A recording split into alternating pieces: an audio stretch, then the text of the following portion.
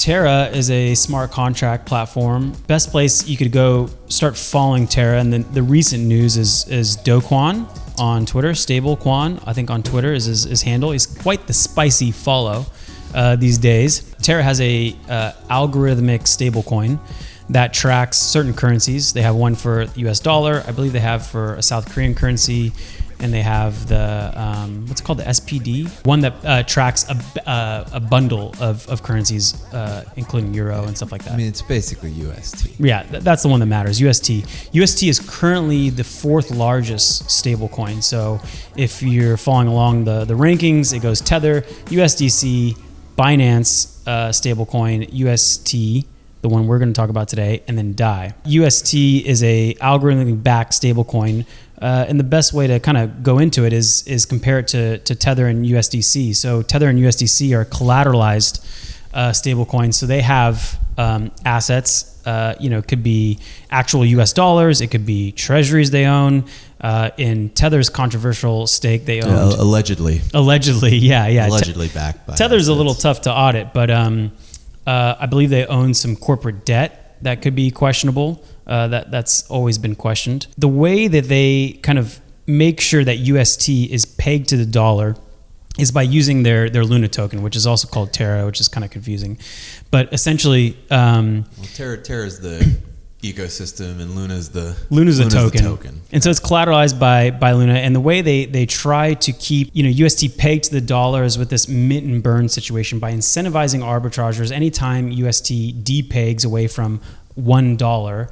To buy or sell to get it back to its peg. So the best way to go through it is an example. So let's say UST depegs and goes from $1 to say 95 cents. You can essentially sell $1 worth, 1 unit of UST for $1 worth of Luna, essentially arbitraging that 5 cent profit. So in that case, UST gets burnt, supply goes down, peg goes back up to $1, and Luna gets minted.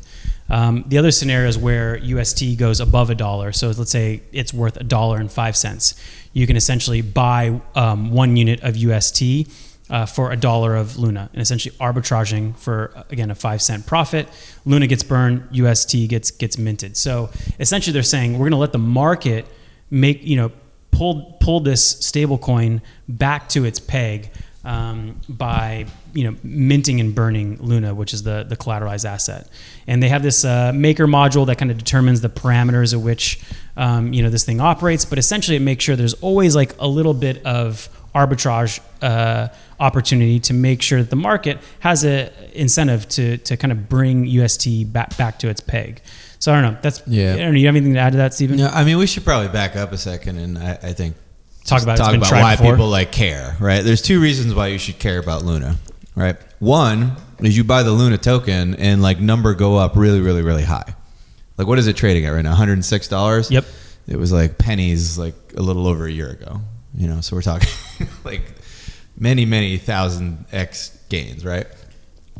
So that's just, people buying a crypto coin and coin go up.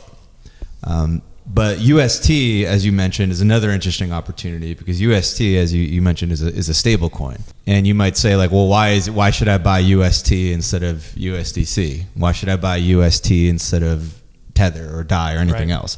And the main reason UST is very attractive, and the main reason that Luna is going to the moon, right? Because the way the tokenomics of Luna effectively work is that as demand for the stable coin goes up, Luna price pumps. Right. It's very reflexive.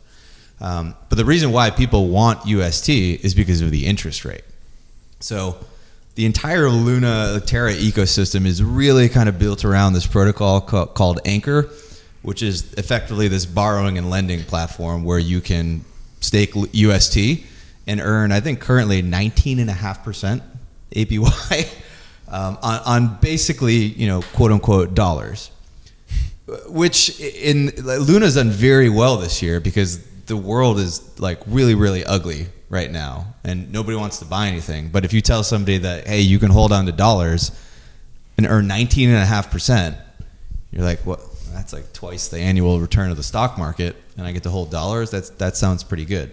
So there's been huge demand for UST because of that anchor interest rate, and because of that demand for UST, Luna price has also just absolutely gone to the moon. I mean, we broke all-time highs today after we thought we were like, oh, it's a double top. Nope, all-time highs again, and that I don't know when that's gonna end.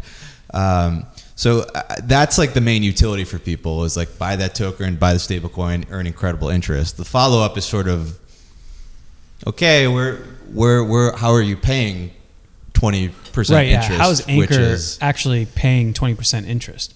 Yeah, so, and this is where things get a little dicey. Not to go too far into the weeds, but the collateral you use on Anchor is all like interest-bearing collateral, right? So you can bond effectively like staked Ether, which earns a yield. You can also bond Luna, which earns a yield. So part of the revenue from the protocol is coming from people's collateral, and the protocol sort of taking in that interest and paying it out.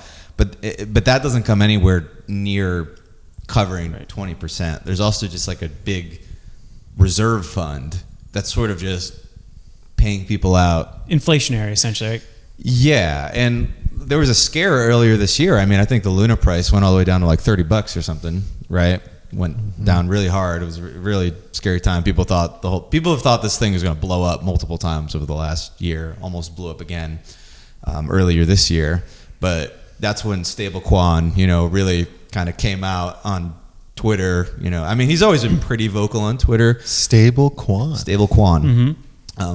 But he's basically running like the Elon Musk Tesla playbook from like 2016 or whoever, where everyone was shorting Tesla, and he was just like, no, I'm just going to get on Twitter and just tweet this thing up to like the moon.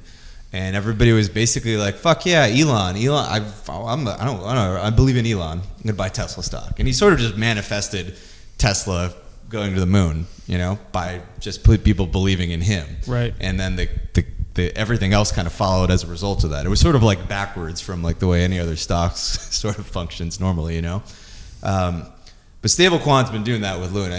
They raised a bunch of money, right? I think they raised like $1 or $2 billion, to basically like backstop the Anchor protocol, which like restored a ton of faith in UST.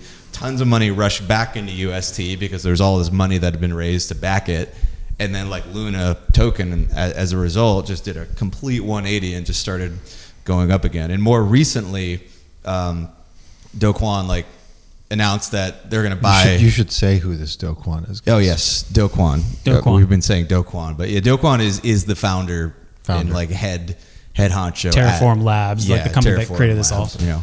He's got many billions in the bank at this point, I think, and he's just sort of like the front man for all of this. He's the guy. So before you're about to announce the news that I think you're going to mention, I think it's important to mention that algorithmic stablecoins have been tried before. This isn't something like a new concept. And my question is, how is this different from Iron Finance? And Iron Finance had a algorithmic stablecoin, which famously Mark Cuban put some money into and lost it all. The stablecoin completely crashed. Everyone lost confidence in it, and you had this like negative feedback loop, which dropped everything to zero. And I believe they were kind of doing something similar to you described, and it might be different, but they were offering like 1,200% APRs in order to hold this thing. So it didn't have any inherent demand. It was just demand to earn yield, and that's the only reason that people held it. So is this the difference that it's a 20% yield instead of a 1,200% yield? Or is there something different between Iron Finance and Terra? I think a lot of people just think of stable coins and they're like, oh, it's $1. And it may not think like, well, why is it $1? Where does it come from? I know you mentioned that like Tether and USDC sort of have $1 backing them in the bank, right? And then we have coins like DAI, which is from MakerDAO, and DAI is basically linked to, it's generated from like Ethereum and some other assets now that is like locked up, right? It's over collateralized. So it's over collateralized. It's not even like one-to-one really, right? So why are we doing algorithmic stablecoins in the first place? Like why are we even doing that? Yeah. And the reason is that like there's like a demand for something like DAI, that is in excess of our ability to supply it. Because DAI has to come from Ethereum, like somebody making like a vault and then like minting DAI. And until they do that, DAI can't be created, right? One of the reasons why people wanted, like they're trying to pursue this goal of the algorithmic stablecoin, right? The magic dollar-based thing that kind of comes out of nothing, is because it can scale like effectively, you know, maybe not infinitely, but like very rapidly to meet like the demand for these things. And it's why like UST has gone from nothing to becoming this like massive asset, and why Luna has gone from nothing to becoming this massive asset, because it's kind of getting created out of nowhere to a degree. You know, put a couple of caveats on that, but like it's not like there's a bunch of hard money out there backing every single UST.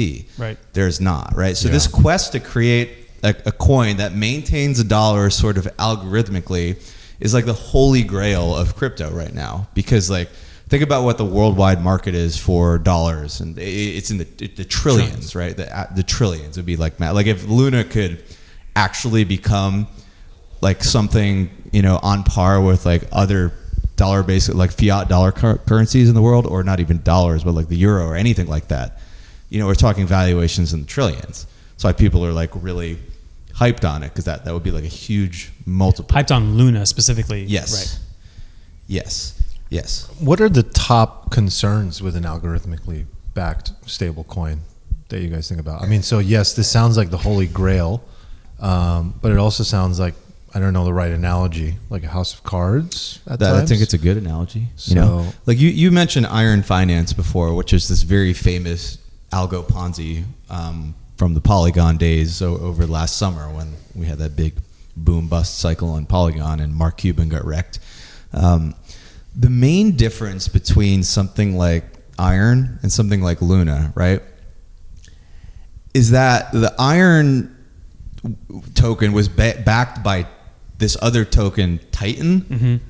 But what was Titan? It was just sort of derived its value from Iron, right? It was just like the Spider-Man meme, where both of the coins are just like pointing at each other, and like I get my value from you, and like I get my value from you, and then like it just becomes like a emperor has no clothes thing. Like once people recognize that, then you get what's called like a death spiral, where somebody just burned one to get the other out, but then there's nothing in place to hold that up. It's just this like kind of like illusion. In theory, Luna. So let's just like do an extreme scenario. Like imagine the Terra ecosystem is supporting $10 trillion of market cap, because it's got like economic activity that's like 50 times what Ethereum's is, right? And imagine that the UST market cap is like $1 billion. Well, now you're like, okay, well, there's $1 billion of this UST coin. I can burn it for Luna. But like this Luna thing, like this ecosystem is like $10 trillion of value. It's not a big deal if there's like a little coin here with like $1 billion of value attached to this, because in that like extreme scenario, right, there's so much inherent demand and value for the Luna token, in that it's used to like run this ecosystem, right? If all Luna is used for is to sort of like burn UST, and all UST is used for is to sort of like burn for Luna, and there's no other value there, then yeah, you have this like. So the most important word here is ecosystem. Yes.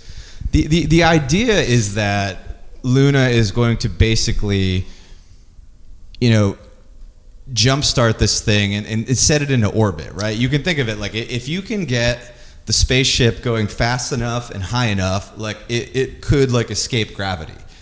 And if it does escape gravity, then it becomes a sort of self-fulfilling thing. Like there's more demand for UST because like people have more faith in it, and because of that, Luna becomes like more desirable, and then people want to build on Luna, which creates economic activity on Luna, which means UST is backed by this economic activity to a degree, right? So it's pretty complicated. Like right now, I'm just sort of like, okay, I'm really like just left curving this thing, basically. I'm like, ooh, 20% interest rate, and Do Kwon is backing it, you know? Like, I don't even think of it as like a crypto project, really. I kind of think of it as just like a tech startup, and the founder has raised like, you know, $10 billion to back the thing, and they're paying, like the way I look at it is they're paying me as a user to use their product, and I'm just using their product, and I don't really have any illusions that this is like actually going to be a sustainable long-term thing. But like, I like earning 20% on my cash. And then the right curve way to think about it is like, well,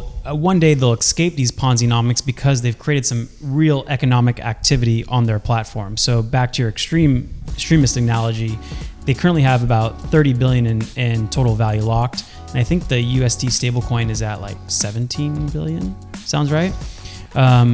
Most of that activity seems to be from Anchor. So I think half of it, I'm looking at DeFi Llama right now, like half of it is in Anchor. And then there's some that's in Lido, which you can stake Luna in Lido. I think that's about a third of it.